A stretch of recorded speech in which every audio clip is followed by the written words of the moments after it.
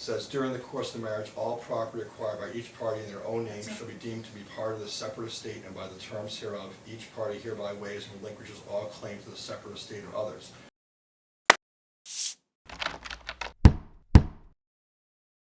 All right, I'll withdraw the objection. I'd like you to look at Exhibit G.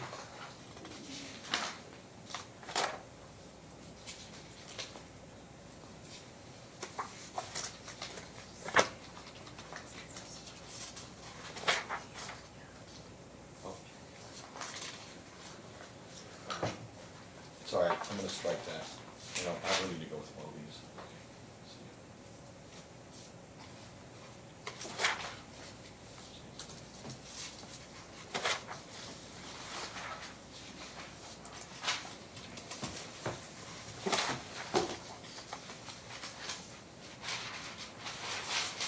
Ron, would you possibly take like a 10-minute break? Yeah, that's fine. Sure. Okay, You wanna and take a then we'll break? just finish up with him. Thanks. We're back on the record. We are back on the record in the matter. Mr. Kelleher, you have some additional questions for the I witness? just, two more. So, Mr. You're asking that the court award you not just the house, but also your remaining funds from the sale of Alimony 115, is that right? Yes, I thought that was already taken care of with the prenup ruling. Okay. No further questions, Your Honor. All right, cross-examination? Thank you, Your Honor. Now, you talked about Christmas this year versus last year. Last year you hadn't rented your home yet, right? Like, at Christmas time you hadn't moved into the home, you were still in a very small apartment, is that right? I wasn't in a small, I was in a home, but it was my cousin's home. Right, you were Yeah. staying in a room at your cousin's house at Christmas last year, right? Yes. But you did have the kids on Christmas Eve, right? I had them for a portion of the day, yeah. Okay. But my point about that was just that, their comfort zone is Queen Lake. And it's way different when you're trying to, shift in a rented room for Christmas. Now, at the time you married, did you have an obligation of alimony to your prior wife? Yes. When was your divorce from her finalized? Actually, I think that the decree and separation agreement's already in evidence, so I don't have to ask you that question. What was your alimony obligation to your ex-wife at the time you married?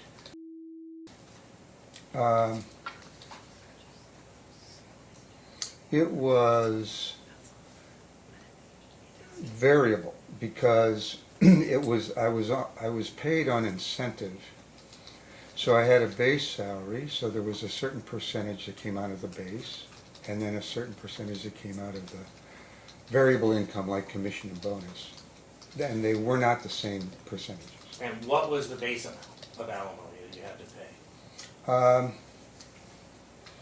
Geez, you're asking me something that goes back a few years and I've wanted to forget. I'm pretty sure you remember the exact... No, I don't remember the exact number. amount, but I might be able to find it for you. Wants to get it. Yeah, it's I know actually... I know it's in these It's in the documents separation somewhere. agreement. We can do that. No, it's okay. Yeah. So the It was base- 10% of my base salary. Okay. And the variable amount, how much percentage of the income above your base salary did you have to pay? Yeah, I'm sorry, I take that back. It was 30% of my base salary and 10% of my incentive income. Got it. Okay? So depending upon what that ended up. And for what duration? Well, that was in Connecticut. That was as long as I worked. Okay. When, this one you probably do know. When was your last alimony payment to your wife? When I stopped working. So that was 2020, 2021? probably 2021, maybe mid-year. May. And your Social Security, the Social Security receipt is deposited into the joint account? In the transactional account. I'll identify it by number just so we don't have that. 6857. 6857.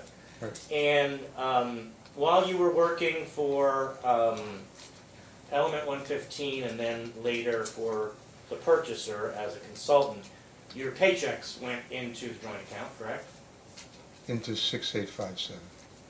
Is that a joint account, sir? Yeah, it was set up originally, as I spoke to you about, that it was set up based on that immigration point. Now, the document that talks about the immigration things you should do, it says open a joint account. You have 4 joint accounts, right? Not at that time. Do you have 4 joint accounts now? Yes. Thank you.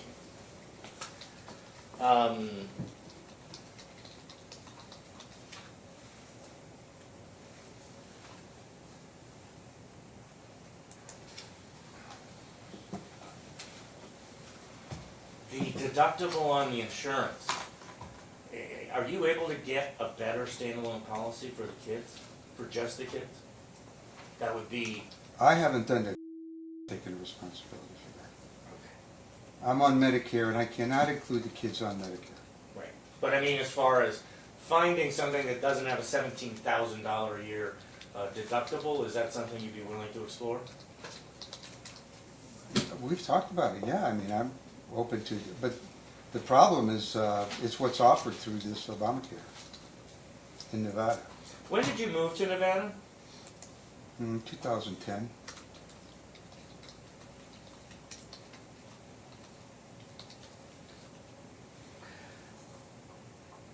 On your financial disclosure form, it says you have, and you talked briefly about it, you paid your attorney $51,639 to date as of December 7th, is that right?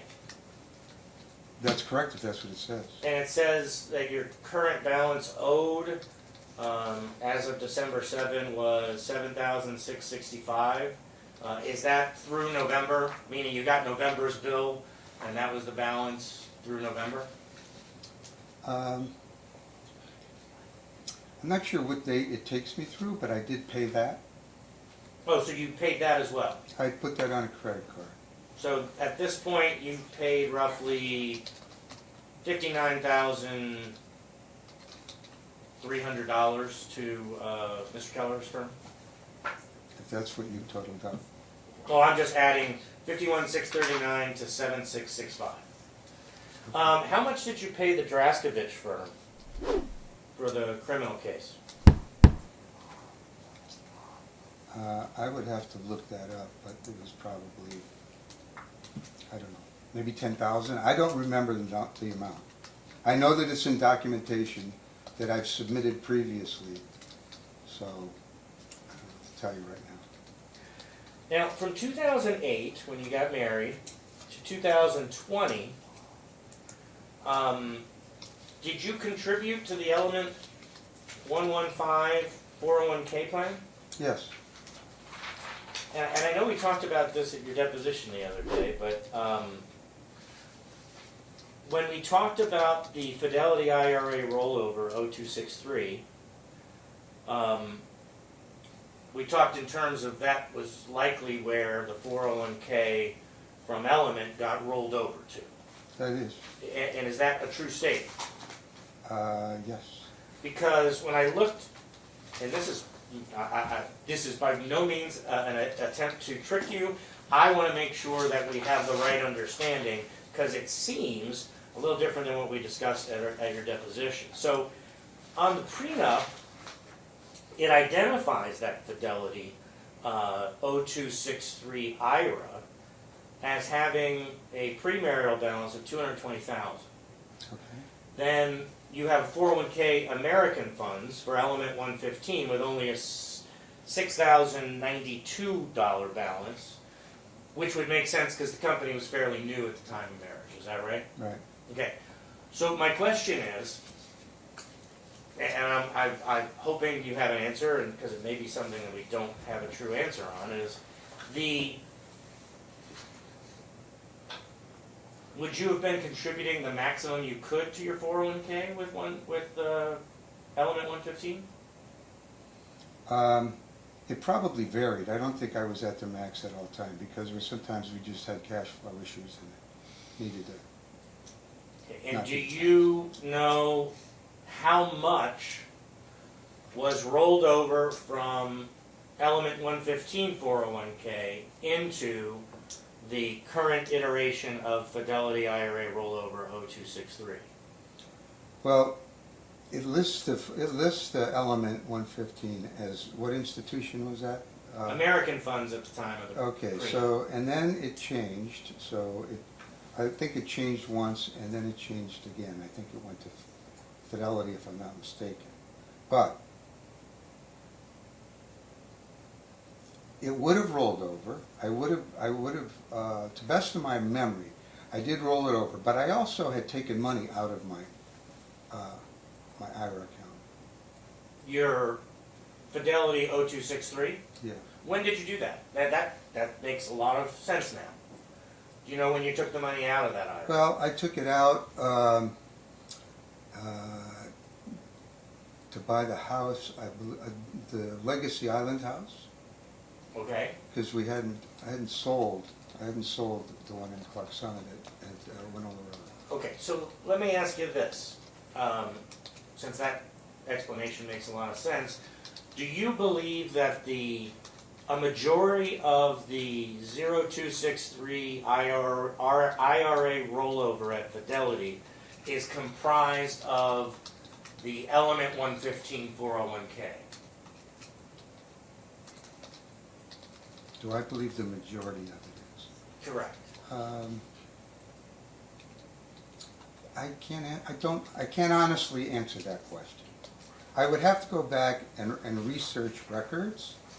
Yeah, because in looking at the massive volumes that we've already discussed, I didn't see any evidence of what the balance in your 401k is when you left the company, which is what would trigger a rollover event, right? Mm-hmm. Meaning you're no longer with Element 115, 401k has to go somewhere else, you roll it over. Yeah, I mean, I'm sure that I could dig up records on that, and I think I did last time. Well, and you know what? Maybe they were in there, and I just didn't see them when I prepared. I think I tracked a lot of that because there were a number of things that manifested movement of accounts. One was the divorce with Linda, when the money was split up, and it was mix and match with different IRAs or 401ks, because I had been with a few companies. And, you know, some of it I used for some of these payments, down payments. Some of it got put back. And I think I tracked that down for that first Okay. hearing.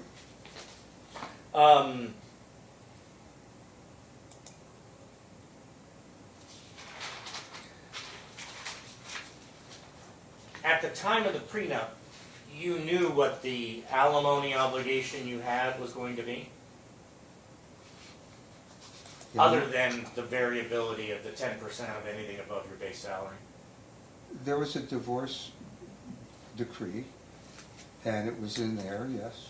Is there a reason that in the liability section of the premarital agreement, you didn't list your alimony obligation? Just got an objection on that's been happened. You already addressed that at the first. Understood, but it's overruled. The question may be pro.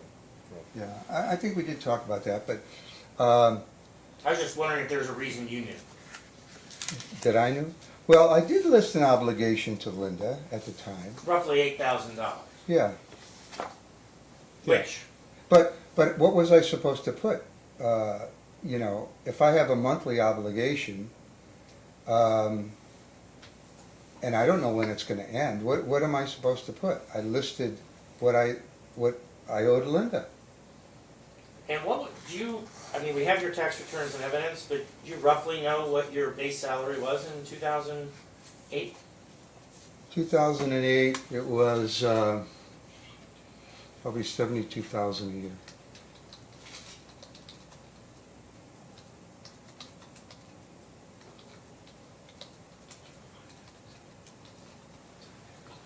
And your alimony obligation was, it was characterized as terminating upon your secession from employment or retirement, or were those the words used?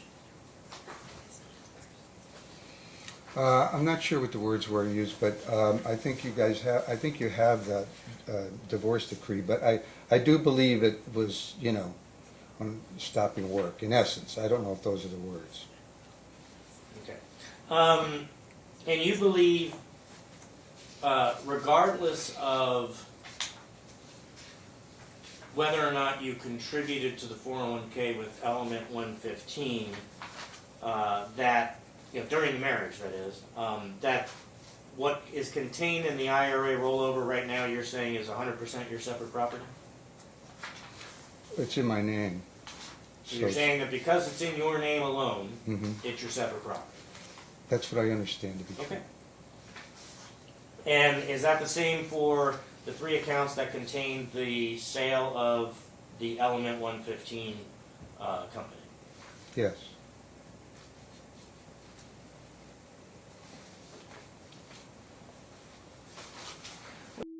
Working for your company, do you recall how much she earned? She worked there for about 5 years, so I don't remember every year. Do you remember what the most she earned when working for you? Well, she probably earned between 30,000 and 65,000. But that would all be on tax returns that are already in evidence, right? Yeah. I don't have any further questions, John. Just very briefly, Your Honor, if you can go to your prenuptial agreement, which is that exhibit H again. Okay. You can go to date stamp 734.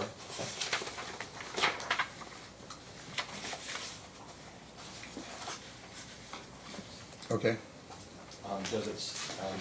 Is your element 115 401k listed as a list on your separate property? Is it listed the 401k? Yes. Okay, so not only is it listed, I'm gonna strike it. Okay.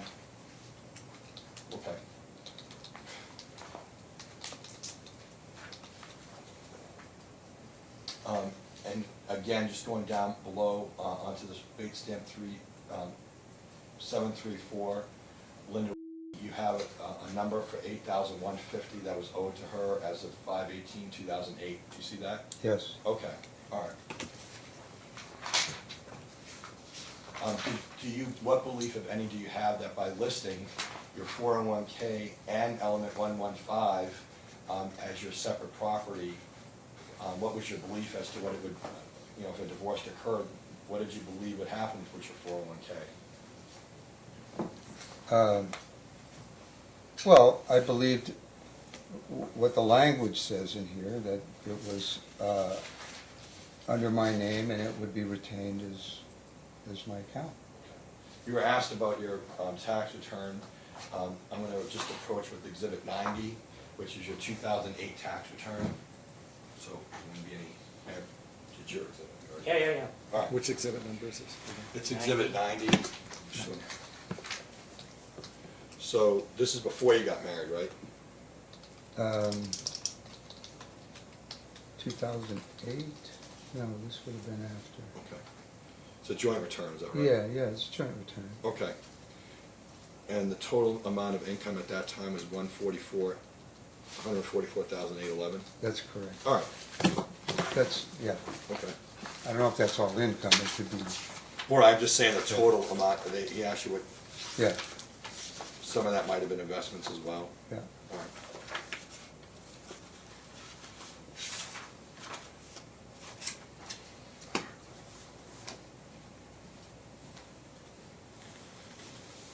I don't think further, Your Honor. All right, any, No. all right, you may step down.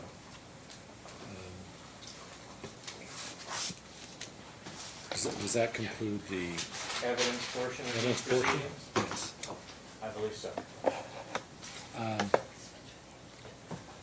I did want to, just some follow-up questions, just so I understand exactly where we're at. And then I do want to have some limited oral closing statements. I'm open to some written submissions. You can have that discussion as well. I'm going to step off and, because I'm going to give you some direction. I want to give you some time to gather some thoughts perhaps and talk to your clients, because I have some specific instructions to give as to what I'm looking for in oral closing statements, and I do want to hear from both sides about your appetite for anything in writing, whether it's proposed findings or a... Well, and I'd like to have an opportunity to review the case that he provided Understood. today, and Well, and it's either proposed findings or page-limited and I'm fine. I'm fine closing with statements. So I want to hear from both, but I did want to touch up on this retirement plan issue, just a brief follow-up. And understand, I'm going to be looking at the case law as well. It appears I may need to do some legal research. I know from our most recent hearings that the issue of property, as much as I had hoped that I'd put that to rest with my decision on the premarital agreement was done, I understand there's some legal issues I need to look at. And so I'm not in a position to, I have no inclination as I sit here today as to exactly how I'm approaching those issues. I want both sides to be clear in that regard. I need to do the legal research. I obviously will be reading the premarital agreement again. I did not read it in preparation for today. I know there are portions that were cited. There's reference to these retirement plans being specifically included as part of the premarital agreement. What I don't recall from the premarital agreement, and maybe you have that at your fingertips, is whether it also includes language that states that contributions made after the marriage were covered by, is there an argument that they were covered by the premarital agreement? I understand the accounts were identified, but it goes to the notion of contributions being made during the marriage, and do you believe that's covered by the premarital agreement? Do you want me to answer it, or? Yeah, go ahead and answer it. Sure, I'll be very brief. I'll be not that brief, but it's very clear when the court made its findings in this case on the premarital agreement, one of the things that the court noted was that the premarital agreement was printed off the internet, and that... Right, it was a form. It was, right, yeah. and that it contained boilerplate provisions that didn't seem unusual or peculiar in any way, shape, or form. Very plainly, the language in that prenuptial agreement that was printed is basically the language they use, just like here in Nevada, we see the same language over and over and over again in prenups, no matter who drafts the prenup. I have a case that I've cited to you on this very issue, and the argument in that case, and it follows 13 other cases that deal with this very issue, is that if it says in the prenup that in Pennsylvania that unless your name's on it, right, that you have no entitlement to it. If your name's not on it, you have no entitlement to it. No percentages, no nothing in any way, shape, or form. And in this case that I cited to you, Donna S. Gardner, what happened in that case was husband was on his second wife. There's a prenuptial agreement. By the way, it's a 2023 case. There is an IRA account which is not even identified in the prenuptial agreement, so it didn't even mention this IRA account. It had a beneficiary that was on the account that was not the second wife, right? The husband dies. The second wife comes in and says, well, there's no beneficiary on this account because the person that was on that account had also predeceased, and therefore I should get the account because I was still married to him, and it's not mentioned in the prenuptial agreement. And the prenuptial agreement is therefore ambiguous. And what the Pennsylvania court said very succinctly, and it uses the same language that we're talking about there, it's boilerplate language, is that if it says in the prenuptial agreement that unless your name is on it, right, whoever's name is on it, that's who owns it. So unless your name is on it, even though, right, he died during while you were still married, and even though the prenuptial, the IRA account was not listed in the prenup, your name was not on the account. And it's not ambiguous. These terms in Pennsylvania are not ambiguous. But listen, retirement accounts, I will say this, I don't know that I've ever seen a retirement account that has joint names. I don't think you can. Well, she wasn't listed as a beneficiary. Well, but that's different than titling. retirement accounts Right. inherently are individual accounts, and so I would not anticipate there would ever be a joint name on a retirement account. My question is more in the nature of, does the premarital agreement itself state that, for example, and again, I know that it was this boilerplate form, and Well, it's it right was there, something Ron. that was. Sure. Is there something that says income earned during the marriage is separate property No, and not there is marital no, property? Yeah, there is no actually. such recitation. If you look at page 3, paragraph 7, it does have such a recitation. It references income being separate property. It says, during the course of the marriage, all property acquired by each party in their own name shall be deemed to be part of the separate estate, and by the terms hereof, each party hereby waives and relinquishes all claim to the separate estate of others. Likewise, all property acquired during the marriage in the joint name of parties shall be deemed to be part of their joint estates, and thereby evidence their intent to grant the powers and rights to parties to be jointly owned. And what we're saying, Your Honor, is simply this, is that all of this was gained in his name, titled in his name alone, and under Pennsylvania law, which is not a community property state. It's not a community Well, property I know, state. and therefore I asked the question, separate versus marital property, because it's a Right, marital right, property yeah. estate. And so, again, this goes to And- where well- I may need to do some research and. And Judge, that's also why, and I understand, if you want to hear limited oral argument, I'm never shy about standing up and arguing, but I do want to reflect on the exhibits that are in about this issue of tracing, because I think your question is 100% right, and that's the question that I have, okay? There is nothing in this agreement that says the earnings of each spouse are their sole and separate property after marriage. That's what you were looking for. Nowhere in there. Okay, very much in the same reason I make the argument. There's nothing in there that talks about the appreciation on businesses or separate property, etc. It doesn't even have it has the rents, profits, It says etc. It does say that. It doesn't say appreciation anywhere.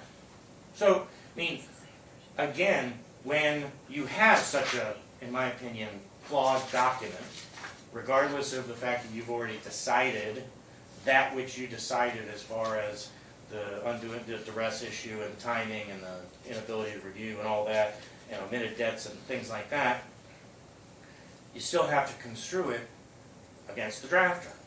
And like you asked about the retirement account issue. You know why you asked that question? Because I've done prenups with you a long time ago. Every prenup that any lawyer that we know has ever prepared has a specific, like you have to have an extra initial in the part that says, I'm giving away contributions to retirement accounts during the marriage. Okay? There is nothing in there. And because it doesn't say wages are separate property, right? And this idea that just because dollars ended up in an account just in my name, the prenup controls, I mean, under that theory, the parties could be out spelunking in a cave one day and find a $10 million diamond. They can sell it, and if it goes into an account in his name, under his theory of the prenup, that means it's his separate property. I think that's contrary to both Pennsylvania and Nevada law, but more importantly, if you're going to have a waiver of a very specific type of claim, it has to be in writing. In a prenup, particularly given the circumstances of this one. But I think the court's question, it probably does need some additional legal analysis. I note, yes, this is a new case. I haven't had a chance to read it, but I do note that it's only a Superior Court case. It's not the highest court in Pennsylvania. I'm sure I can find out between now and the time of submissions whether or not this is on appeal to the Supreme Court of Pennsylvania.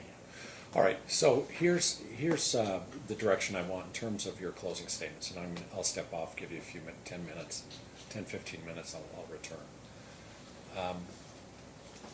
As part of your oral closing statements, I want to know exactly, in terms of numbers, what you're asking the court to do in terms of child support and spousal support.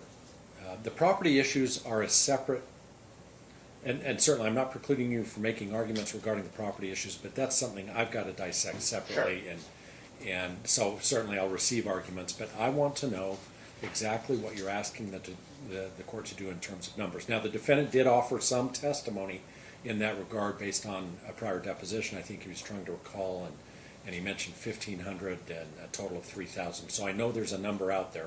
Plaintiff did not Well, offer, and I know she was pressed for a number by But Mr. Judge, Kelleher. what she said was, it all depends on what property I receive. Well- and if put it to you this way, if he's successful in all of his legal arguments, resulting in her getting $0, meaning $0 after a 15-year marriage with 3 children, that's basically the position he's taking. Well, listen, and it And if works. that happens, the amount of alimony is going to be this big. Well, listen, and it works both ways, because the testimony also established, and rightfully so, that if there is an apportionment, if I ultimately determine, okay, looking at the assets, there is some apportionment that should be made, It's then gonna that's going to reduce affect his income. 100%. And so I understand there's an interplay here, but I still want to know numbers. And I mentioned at the outset, certainly lump sum alimony is something I can consider, but I also recognize if I went down that path, it affects the pool of income that might be available. I still want to know, and you can couch it in those terms that, Right. in terms of this is the amount we're looking for. It should take into account this issue. It's my understanding it's $885 per child in terms Right. of Social Security. How that interplays with the child support, is that part of the amount you're asking for, or how are you proposing that we divide that, given the fact that the parties have joint legal and joint physical custody, or is that part of your number? So I want some understanding from both, a specific number from both sides in that regard. And then also, the second part that I want to hear about is I have delayed for months and months the transition. I know the defendant has been asking since the beginning of this case to return to the residence. The plaintiff has indicated she has no problem. She's claiming an interest in the residence, but is not looking to stay there. It's not a situation where she would be refinancing to buy out the defendant's interest. I presume that ultimately, if I did find that there was some type of a community interest to be divided, and that's something I need to look at, that the defendant would still like to keep the residence Yes. and buy out that equity. And because she can't qualify to refinance it. Well, I will she say, understands he would be the one to receive right, it. and I'm assuming the defendant does not want to sell that property. Is that a fair assessment? Correct. So I know there was an opinion offered regarding the value, but I have no appraisal. I have no idea what the value is. So that is somewhat of a moving target. And again, it fits into this entire exploration I need to do as to whether there's a community property interest. It's my understanding there's an audio recording out there that I will be listening to that's been admitted into the record. So I do want to know in that regard, however, in terms of the timing of events, and this is perhaps more on plaintiff's side, I know the defendant wants to get in yesterday. I understand. And so it's really a timeline to make that move out. There is this rental property, it's my understanding, it's on a month-to-month lease that he has proposed that plaintiff can move into. That certainly is an option. I want to hear from plaintiff's side the position and when we can make that transition. Understanding, I'll take it under advisement. It may take some time, and I still need expenses paid for. Also, when you're talking in terms of the number you're presenting to me for alimony, I'm somewhat backtracking. As you're aware, one thing I'm required to consider when I'm looking at the issue of alimony is the case law precedent talks about the standard of living. That's one of the specific factors I'm required to look at is how do I define your standard of living? Really, what I look at are your financial disclosure forms. And I will examine every financial disclosure form you filed in this case. So part of that is when I look at your expenses, you're defining for me what your standard of living is. And sometimes when I see an expense that jumps out of the page, and I take a second look and say, wait a second, is that really the amount? That's Then I say, okay, what you're telling me is that is our standard of living. When I look at your food expenses, you're defining for me, you're saying, Judge Duckworth, this is our standard of living. This is what we buy on groceries and dining out on a monthly basis. And so you cannot logically or rationally expect me to say that the other party should not maintain the same standard of living. So keep that in mind as you're looking at the number you're going to give me, is I'm defining your standard of living by the expenses you're telling me is your standard of living. And to that point, you can't criticize the other party's expense on that same expenditure if it's lower than yours. Because you have similar households. It's each of you, and you have joint physical custody of your 3 children. And so keep that in mind. One last point, too, that I do need some follow-up on. We get into this whole debt issue, and I'm going to be looking at your financial disclosure forms initially, what the debts were at that time, what they are now. Has there been a spend up? I don't know if in the volumes of exhibits that I'm going to be perusing, it has statements that show what the balances were when the divorce started versus the balances today, because that's something I'm certainly interested in looking at in terms of defining what, how I may apportion that. So take that to thought. 15 minutes enough time? More than enough. 15 months. 10, or you want 10? To gather your thoughts, to 10 start. to gather thoughts. How many minutes are we arguing? 10 minutes aside. Okay. Okay? 10. We're back on the record. We're back on the record in the Rocky matter. We'll now proceed with 10-minute closing statements on each side. So, Mr. Jones, you may Thank you, Judge. I'm sure you were shocked to hear I welcomed 10 minutes. 10 minutes. I do have a Supreme Court brief deadline tomorrow, so I have more work to do other than this case. But we discussed the prenup issues, and obviously I recognize as plaintiff's counsel that that's going to be an issue of law that this court decides. But it can't be ignored that general terms cannot consume specific waivers of specific claims, not assets, but claims to appreciation on assets, et cetera, so on. Also, I think your court's going to conclude that Nevada law applies to the marital residence. My anticipation would be that we would also submit sort of a memorandum of the legal issues along with proposed findings. Don't know what timeline you want. I'd probably prefer at least the end of the first week of January to do that. If you want that submitted sooner, obviously I can make that happen. Because the legal issues kind of direct everything else. On the alimony issue, the one thing I think the best testimony on that was my client saying, I can't say because I don't know what I'm going to get property-wise. Because one position is she gets $0, and one position is that she gets significant dollars. And those dollars that we're talking about are not the items that he inherited. They are not those things specifically listed as inherited, but the court, and in the findings, the proposed findings, I would suggest that I point to you where in the massive stack of documents you can find the references to whatever information we have with how much was in the 401k at the time it was rolled over as far as the contributions, because I don't even know that number yet, and unfortunately I don't think we got an answer to that to find out what's at play.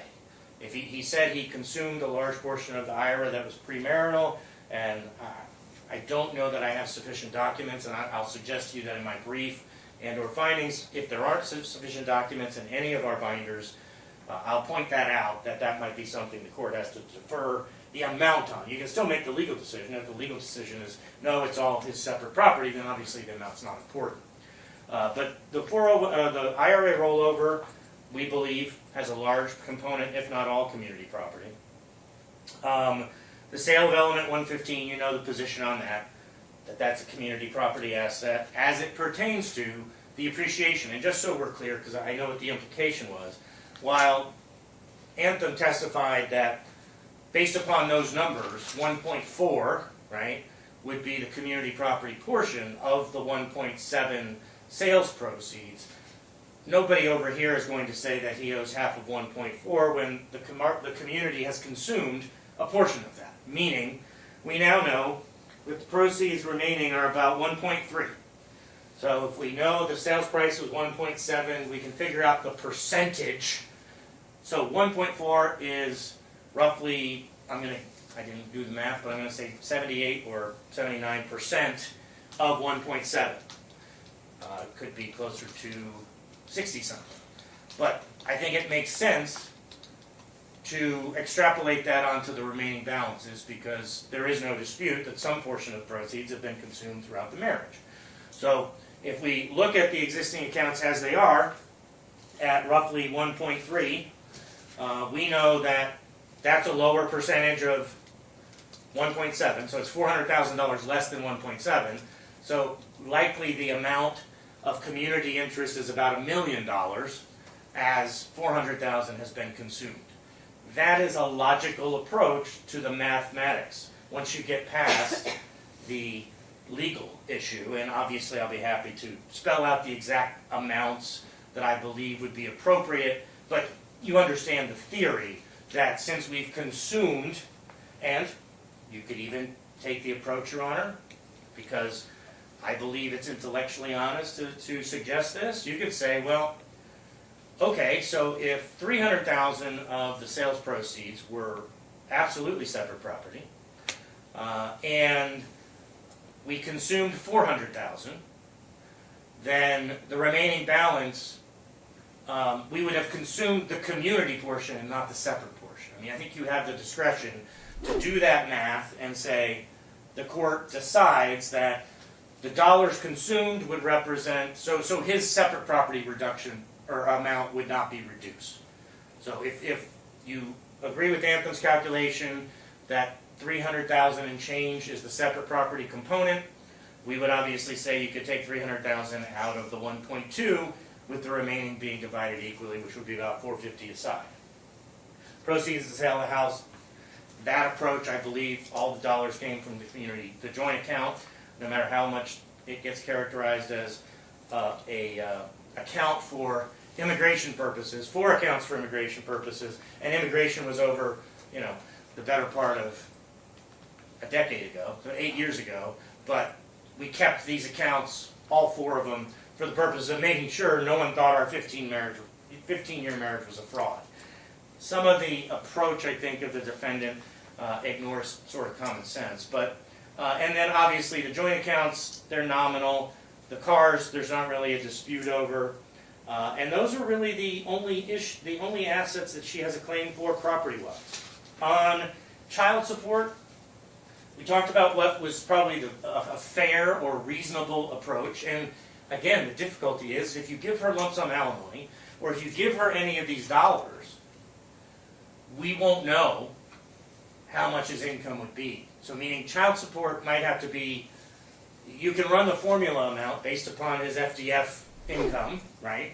Obviously, I think the parties should equally share in the Social Security, so they would each get half of the Social Security that the children are entitled to, and then his income would make up what the base amount of child support would be above that, based upon the formula. And I think that, of all the different ways you can do it, I think that's probably the fairest and makes the most sense. And then obviously, on the issue of alimony, as I said, my client's testimony that I have no idea how much I should ask for because I don't know what property I'm going to receive. That's going to be the reality. If you decide she gets $500,000, you can attribute an income to her. You can say that will cover her for this period of time. That will cover her for however long the court determines. If you find she's entitled to more from a property standpoint, obviously she recognizes, not just because her lawyer thinks so, that at a certain point, if she has enough of those dollars, given the fact that he's retired, and the award of the dollars would reduce his income such that the child support amount plus the Social Security would probably be a reasonable amount of support, that she wouldn't be asking for any alimony beyond that. On the little interim issues, okay, I have a suggestion on that. This isn't really a closing argument, but one of the things that, she understands his desire to wake up Christmas morning with the kids and in his house. Moving in the next 2 or 3 weeks would make no sense. She does not like his house. She would never live in that house because of the condition that she perceives it's in. And so what she would suggest for Christmas is she would have Christmas Eve like he had last year. He would get the kids Christmas Eve evening, and she would go stay in a hotel Christmas Eve night. He could stay in the house, obviously, with the expectation that he won't be rifling through things and that kind of stuff. I don't anticipate that type of behavior, but she would vacate for the Christmas aspect, and then your decision, I believe, would probably come within a reasonable period of time after the holiday season, which then could say, okay, here's how we're going to handle the transition, the moving. Because the problem you have is, because of her credit, she can't sign a lease. She'll never qualify. And I'm sure he'd be willing to co-sign for her, maybe. Or there would have to be an allocation. Usually, most landlords, my experience in these types of cases, if you pay 6 months in advance of rent up front, they'll rent to pretty much anybody. So that's going to be something that she wants the opportunity to find a place. She wants to find a place closer to the kids' school because it reduces her primary shuttle service, and that's in the best interest of the children. So that's how we propose this temporary interim issue. Other financial issues on the interim, I know you already said he's going to continue to maintain the expenses. I just found out today, or I guess I probably found out when I got his FTF, that Mr. Kelleher's firm's been paid $30,000 more than my firm has been paid in the interim. I've asked for fees every time I've come to court, and I think you probably didn't know that Mr. Kelleher was getting his bill paid every month, whereas my client's accruing. And one of the big issues we have is, yes, the copy charges, the deposition fees, there's a lot of hard costs that she has $0 to pay. I mean, I guess what she could have done is go into the joint account and just, use the debit card and pay her attorney. I think she was concerned about doing that for setting up her husband. So the lifestyle, you made a good comment, Judge. His lifestyle analysis is that to maintain the two households is $26,000. Her FDF, which endeavors to set a reasonable lifestyle going forward, puts her expenses at less than, I think, closer to 75% of half of that, meaning her expenses are in the $9,000 to $10,000 range, including kid expenses, some of which might be part of his analysis that if he's paying them wouldn't be part of her analysis, but her FDF says about $8,800, and again, $1,400 a month of that is deductibles for medical, and that's why I think one of the things the court should order is that the parties have to meet and confer and get a better health care plan for the children. She knows she's going to have to get her own policy for herself post-divorce, and that obviously is one thing that's not on the FDF because we don't know what that's going to, how everything is going to turn out with the property as far as that's concerned. But in the interim, if he wants to be in the house with the kids for Christmas morning, she's got no issue with that. If his proposal is she needs to move out sometime now, between now and beginning of January, there's a big problem with that. Nobody moves at the holidays. It would be irresponsible of him to ask for that. It would be contrary to the children's best interest, and it would probably be impossible to do. But she understands that she will be moving at some point, but there's a lot that needs to be done for her to be able to find a place that she thinks is best for the kids, closer to their school, and that's sort of the only housekeeping issues. So from the standpoint of what the court asked for and trying to stay close to 10 minutes, you know what the property claims are. You understand what I think is a reasonable approach to the child support issue given the Social Security flowing. And you know that alimony, if she's blanked on a 15-year marriage with 3 children and ends up with 0 property, I think you know that's probably going to be the single biggest factor when you calculate, looking at the lifestyle, how much she would receive in alimony per month. Call it $6,000, call it $5,000, and it's a 15-year marriage. You're looking at 7.5 years, probably minimum in alimony. So even if you went $5,000, $60,000 a year for 7.5 years is close to $500,000. Now, you could do a present-day value adjustment for that, but those are the ranges of lump sum alimony that you have to get to if she receives no property, so that you would be able to satisfy your concern about the marital lifestyle. Okay, just one brief follow-up question, then I'll hear from Mr. Kelleher. The legal argument regarding the court's approach to assets, and it goes back to what I started with when I started trial. Is your legal argument any different, ignoring completely the existence of the premarital agreement? Throw the premarital agreement out the window. Is your argument any different? It's not really. It's okay, and that's the argument is that the premarital agreement is an irrelevant legal It fiction. turns out, here's the thing. When the premarital agreement was challenged, it was based upon the circumstances under which it was obtained, which I found to be unconscionable. Obviously, you disagreed with me legally, which is fine.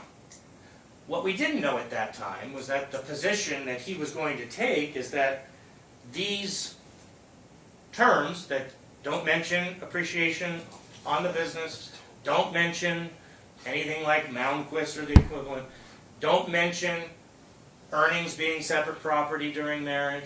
I didn't know his position was going to be she's entitled to absolutely nothing. Well, again, I just So obviously, had I known that was the position on minute one of the case, I probably would have couched the challenge to the prenup as also being declaratory relief. So you could say, okay, I'm going to say it's enforceable, but I'm going to say that these provisions don't cover retirement benefits. These provisions don't cover this type of thing because she doesn't have any control over whether the 401k is not in her name. You know, you made that comment. well, listen, I understand, and there's some 2020 retrospect I understand. going into it, but it leaves the impression for the court that entire, all of that energy, time, resources, money that the parties have spent, and time of the court taking it under advisement, issuing a decision was Well, a waste of time. it wouldn't have been if you would have decided that someone who is pregnant and flies from another country to Listen. get married and is presented a prenup on the day of the marriage with no chance to have it reviewed by attorney, if you would have, and listen, I understand that everybody can have a different approach to those issues, okay? And maybe you and I viewed the facts differently, but that doesn't make the challenge, I mean, you can't say it was a bad faith challenge. You didn't say it was a bad faith challenge. Listen, and I still don't today. Right. I don't question that entire process. But legally, it may turn out to not matter. And hopefully I made it clear in that decision. Right. My view of that premarital agreement is much different. In fact, I don't think we even have an evidentiary hearing if I'm applying Nevada law to that premarital agreement. Oh, sure. It's not happening. Pennsylvania has some very unique approaches to premarital agreements that are unheard of here. Right. And so, to that extent, I think there would be no consideration of a premarital agreement had I been applying Nevada law. Just the timing alone, I have issues with. But under Pennsylvania law, look, that was clear as day in terms of that precedent. Now, I don't want to go back, and I'm not here to revisit that. I want to make sure I understand the argument. Let me hear from Mr. Kelleher. Thank you. And Mr. deeply appreciates the court's time, as does Christine and myself work on this case. First off, let's be really clear about the prenuptial agreement and what our position was. From day one, with her first set of lawyers through her second set of lawyers, we've made it very clear that my client was amenable to paying alimony and obviously child support, paying child support as well. No issue there. We made it abundantly clear from day one that she had no interest in element 115, and she had no interest in any of the real property, the one house that's owned here in Nevada. And I want to address, and I'll walk through, the court made a comment saying, well, her name can't be on a 401k because only the earning spouse can be on a 401k. Pennsylvania, their law says that what the prenup says, which is, and there's not just this case, there's multiple cases, that if the property or the account is in the name of that person, they own the account. No exceptions. Not whether you could have put someone's name on it or not put someone's name on it. If the name is on it, that's who owns it, period. Pennsylvania is not a community property state. They don't have Malmquist, they don't have Pereira, they don't have Van Camp, which wasn't even addressed by the expert in this case in any way, shape, or form. So what are we left with? We knew, they knew at the time that they got married, and the court found that both parties were in a difficult situation because my client, in fact, this was a finding that the court made, was in just as difficult a situation finding out that he had a pregnant woman who may have to go back to another country, and he was under as much pressure, if not more. In fact, that's an actual quote from your findings, so you can go back and look at what you found in the case. There was no mystery here. On the prenup, right, it lists element 115 fidelity account, and it's understood that he's working at element 115, and he's going to continue to work at element 115, and it lists element 115 and a value, and it's known that he's going to continue to own and work element 115. Those accounts have always been in his name. Nothing's ever changed. As to the house issue, Your Honor, you lose on two counts. One is, they lived by this prenup.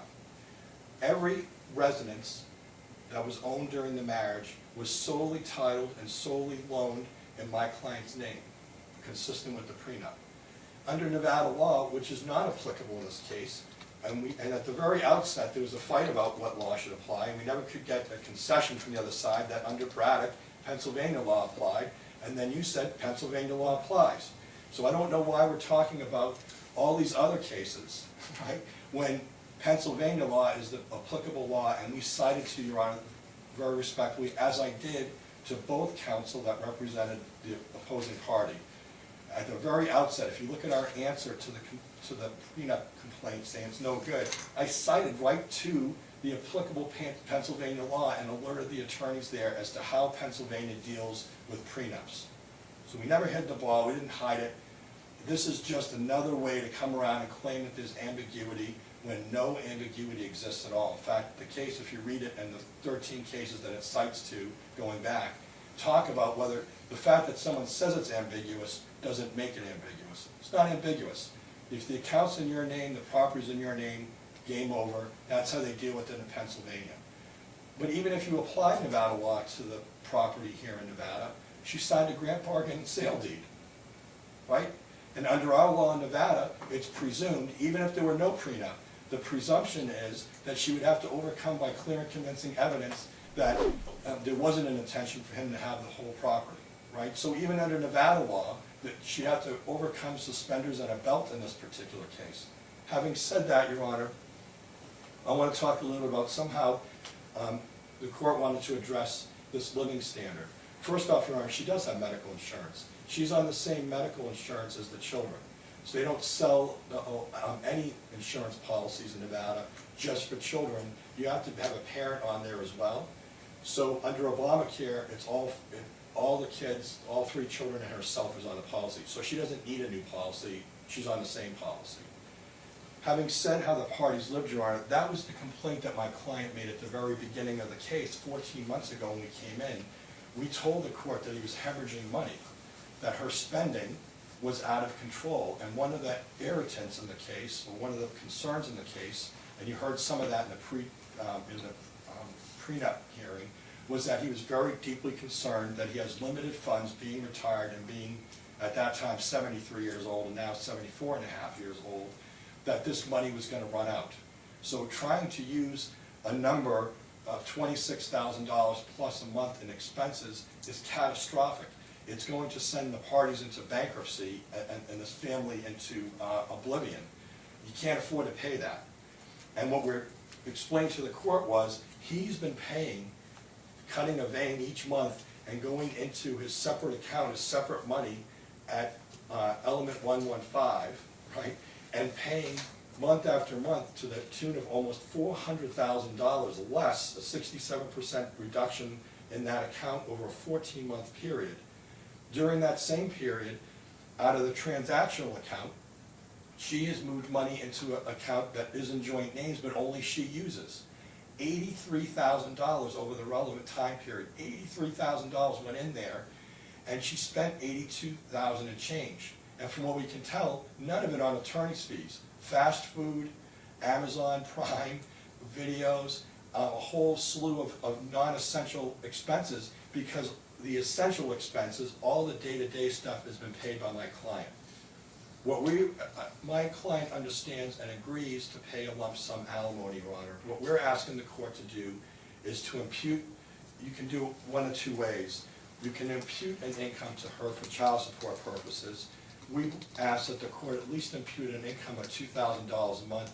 It's barely over the minimum wage here in Nevada.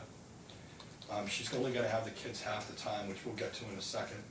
So we ask that it'd be $2,000 a month. My client makes the $10,566, and you saw the breakdown. We're asking the court that it comes out to a little less than $1,600, it's like $1,590. He's willing to just do, call it $1,600 a month in child support. He's also willing to pay a lump sum amount, Your Honor, of alimony, for a one-time deal to be done with it. Be $100,000 that would be transferred to her in a lump sum. The advantage to that, of course, is that it would put some incentive to her to have this money and say, look, I can now, if I'm gonna go and start yet another school, and that's been a concern for us, Your Honor, is that she's been in school, and then she drops that school, and then a few months before we come to trial, and that's only because we had continued the trial. She wasn't even in school, from what we can tell, before you continued it. And then after you continued it, now all of a sudden I'm on a tear to go to school, and I'm gonna need another 2.5 years to supposedly get a degree. There's just not that kind of money coming in on a monthly basis. So we're asking the court to find that she'd be entitled to $100,000 in a lump sum alimony award, that she get $1,600 a month. We're asking that the court find, as it did already, that the prenuptial agreement is fully 100% enforceable. And that obviously, when we read terms, we read them with the clear intent of the parties. And the clear intent of the parties is that the things would be kept separate. That whose name's on the accounts, those would be your separate property amounts. It's also, it's very much understood that the vast bulk of the income during the marriage, the vast bulk, was earned by my client. And that he was paying all of the expenses, which now is being held against him because, well, some of this money rolled through a joint account. Well, sure it did. But it went to pay all these various expenses, but the prenup says whatever the ultimate property is, that's your sole and separate property. And I don't know how much more clear it could be. I think when you read these cases, you're going to see that these terms that the court identified as boilerplate or normal, they're the exactly word for word as what we have in this prenuptial agreement. And that's how they deal with it in Pennsylvania.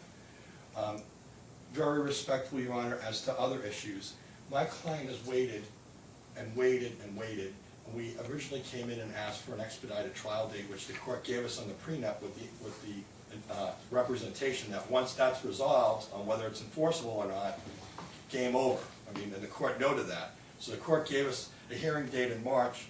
My client went to a depot. He answered written discovery. He signed releases. There's tens of thousands of pages, I believe, of discovery. Everyone knew what his position was. And here we are all these months later.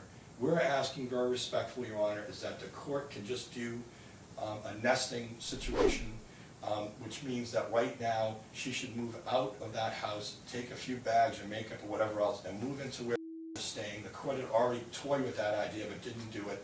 And let my client move back into the marital residence and have this time, this Christmas with the kids, with the tree, and not be out the next following day. They know full well, Your Honor, that it's going to take the court, apparently we're number 10, so based on past stats, we're talking months. We're talking probably a number of months, and it's very unfair for him to be sitting out in, out in a rental home after all these months as it is, when there's no question that he's going to be in that home, right? So we ask, Your Honor, that the court could make an immediate order that there be $100,000 in alimony paid to her. She can move into the house that my client's living in and take over that house. It's on a month-to-month, and then find some place that she's going to find suitable, right? If she finds, I mean, I don't know why she's saying it's so horrible over there. I don't know. Supposedly she went over there and cleaned it according to her own testimony. I have no idea. And he seems pretty neat, but anyway, for whatever reason, she don't wanna live there, I don't know what that's all about. But having said that, Your Honor, they're gonna have exactly equal custody, they've had joint custody all along, and none of this, Your Honor, is a surprise to her. At every hearing, the court had admonished and said, you know, you never put her on a work search, we agree. The judge said, I'm not putting you on a work search, that would be you. But I am gonna have to impute income to you. I'm gonna have to look at that. And to wait until the 11th hour, literally, and then come in and say, okay, and now I'm gonna go to school for another 3.5 years, and we still don't have a number from her. We could never get a number, never. Like even today's date, we took her depot, no number. What is it that you want? Well, because when you look at what she wants, right, she wants exactly what the court identified. Throw out the prenup, whatever way you want to call you're throwing it out, but you avoid that and throw it out, just like their expert did. I paid no attention to the titles, and I paid no attention to the prenup. I gave them no weight whatsoever, and I didn't run Van Camp, which everyone in here knows is generally much more favorable to the separate property than the other property. We didn't run that because some purportedly undisclosed information wasn't available to us, but we never got what that was. And there isn't any. All the returns were there, his depot was there, everyone knew what kind of work he did, we knew exactly what he made year after year, and for all of these years, even after the house has been, the business has been sold, he's been maintaining all of the expenses. And apparently, Your Honor, what we're sentencing him to is until the court can make a decision, there's gonna be more months of him paying out what appears to be $26,000 a month. Like there's no economy, there's no like, hey, let me pull back here in any way. It's just spend, spend, spend, and he wants it to end. And that's why we fought vociferously not to have the case continue these last number of months. So with that, Your Honor, we're asking that you allow him to move into the house on the 18th. She can move out. We're not asking her to move furniture and furnishings. We intend to be very liberal about how that goes about. And then, you know, obviously we're asking that either the court make some orders to stop this flow of blood that's been going on for so long before there's no money really left. And unless the court has questions for me, Your Honor, that's what we're asking the court to consider. I would just leave you with this one, one thought. Pennsylvania is obviously, being from the East Coast, I believe it's almost 3,000 miles away. I know Massachusetts is 3,000 miles exactly. Having said that, they do things a little differently. And to try and now apply backwards a business that's already sold and was in your prenup listed as your own, and a 401k for the same business that you've been working at and was known at the time, and ignoring the fact that he had a lot of reasons to want a prenuptial agreement, including the fact that he had financial obligations to a former spouse, which she was aware of and testified about, and to children at the time. It's grossly unfair to now say, well, you can't have the benefit of that bargain at this point, and we're going to try and wrangle in some case law in Nevada from a community property state, which, by the way, that's not even our case law. That's California case law that we've adopted in Nevada that now we want to use for a Pennsylvania prenup. And I believe it with also this, Ryan, even the Malmquist wouldn't apply in this case. The property is bought during the marriage. Malmquist has always historically applied when the house is purchased prior to the marriage and it's in one party's name and then payments made afterwards. There was an intent here, and the intent was for him to own it, and she signed a grant bargain and sale deed, and that's exactly what occurred. So with that, Your Honor, unless the court has specific questions, it'll be... Yeah, the only question I have, the $1,600 in child support you mentioned, that's with the defendant also receiving the $885 per child. My client would receive, right, we're basing it on, I'll just show you exactly what you were saying, $100,000 to her in lump sum alimony. Right. Then we're saying that pursuant to his FDF, which isn't in question, he makes $10,589. We're saying that if you impute either income to her or $2,000 a month, or if you took some of that $100,000 and imputed $2,000 to her, right? Because I know with alimony you're supposed to do that. Then his child support obligation would be like $1,500 and change. So this would be $1,600, slightly above that, $1,600. But you've included that in that calculation, the $885 times 3. Yes, absolutely, yes. Okay. Totally. Just follow up on, because I do want to make temporary orders regarding what we're going to do temporarily while the matter is under advisement, and then set deadlines for the additional briefing. What about a nesting arrangement, Mr. Jones? That makes it, I will say, it simplifies matters certainly for me. Because if we just Nesting maintain the same, arrangement. where basically the children remain in the home, and it's the adults that relay back and forth. So we go to a week-on, week-off schedule, and it's my understanding from the testimony in the record that both parties are on board with doing week-on, week-off with a Monday exchange date. And at least temporarily, we do a nesting arrangement where during Dad's week, he's in the residence, and during Mom's week, she's in the residence, and we use the rental. We use the rental for where the adult goes during the off week.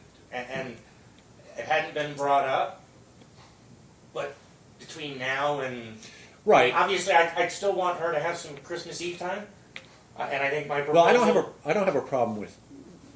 I don't have a problem with that. We can have some limited discussion in that What regard. day is But Christmas this year? it's Monday, Oh, It's well, a that week. works.